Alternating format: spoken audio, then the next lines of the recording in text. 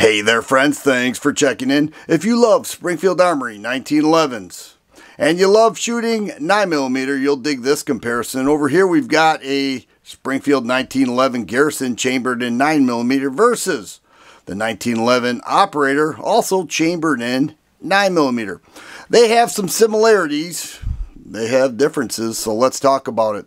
What are the similarities? Both have 5-inch match grade barrels. Both are constructed with forged steel, slide frame, and barrel, and both are excellent shooters with great triggers. Let's talk about the 1911 Garrison. This is the stainless steel model. It is a looker. Check out that shine.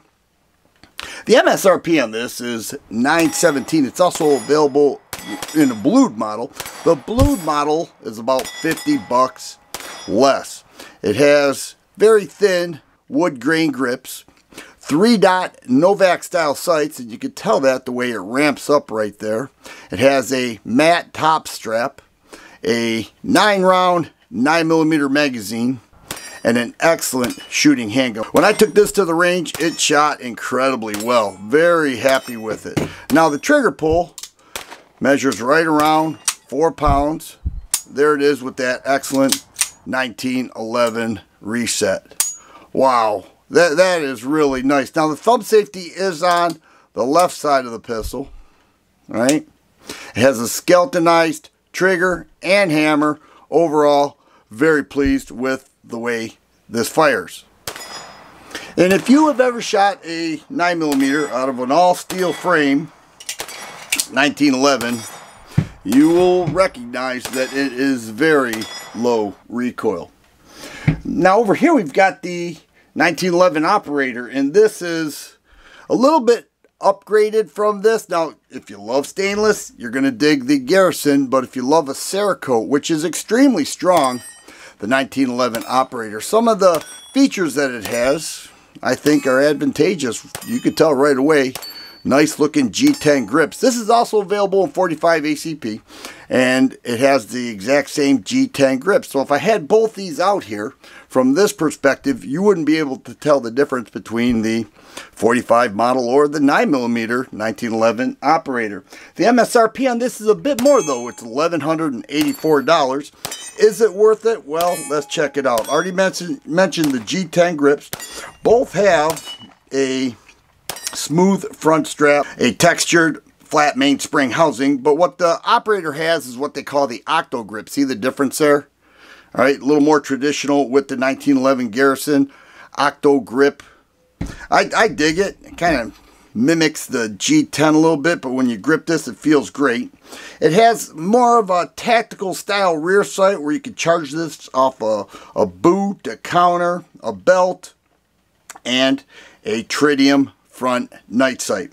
Also, it has an ambidextrous thumb safety, so that's an advantage. Another advantage with the 1911 Operator is that it comes with 2 9-round magazines. Okay, the Garrison comes with 1, so that is reflected a little bit in the price.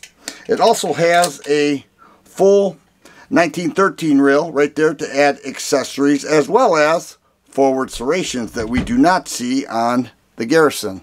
All right, so you're getting the night sight, you're getting the rail, you're getting the G10 grips, you're getting 2 9-round magazines, and you're getting the ambidextrous thumb safety with the 1911 Operator. Both shoot great, and I love the triggers. That's what stands out for me with both these handguns. Right around 4 pounds with that 1911 reset right there. You just have to love it. So let's check it out. Here we've got 2 different Springfield Armory 1911s. They look different. They shoot pretty darn similar. as accurate as you're going to find from a full-size 1911 you're going to get out of these 2 handguns. The black Cerakote, I'm going with the 1911 Operator. I would choose black Cerakote over stainless, even though this is more of a barbecue gun, something that you could show off. The toughness of Cerakote makes the Operator a little more cool, a little more tactical, as well as the rail. Love the 1911 Garrison. The serrations are thin as where the operator a little bit wider. Does that matter? I wouldn't say too much, but it is worth pointing out. Shooting these are great. I've already mentioned that several times, and I stand by that. Some other similarities, both have nice skeletonized triggers, hammers, and a flat mainspring housing.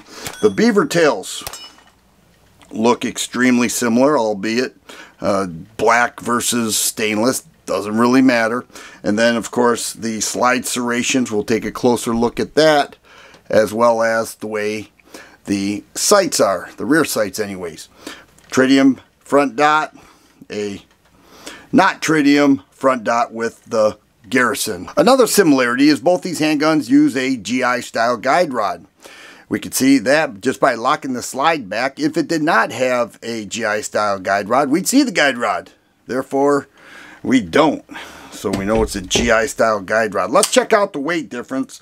Both are unloaded. Both have the mags inserted. 41 7/8 ounces with the 1911 operator. Let's check out the Garrison. Once again, unloaded. 40 3/8 ounces. So a little bit lighter with the Garrison. I wouldn't consider that a big deal. But what I do think is a big deal is how these guns perform. They are nice shooting handguns. Zero recoil. Or shall I say minimal recoil, because you just don't feel it with a 1911 over 40 ounces chambered in 9mm. Both carry 9 rounds in the magazine.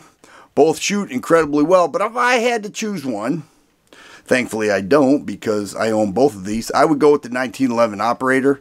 I love it in 45 and I love it in 9mm. This is a beautiful handgun. There is no doubt about that. And I love shooting this as well. Equivalent shooting impressions. But if I had to choose one, I'd go with the additional featured 1911 operator. What I really want to know is, which one would you choose? If you like videos like this, please subscribe and share. I always appreciate the thumbs up button. Thanks for watching, and you guys be safe.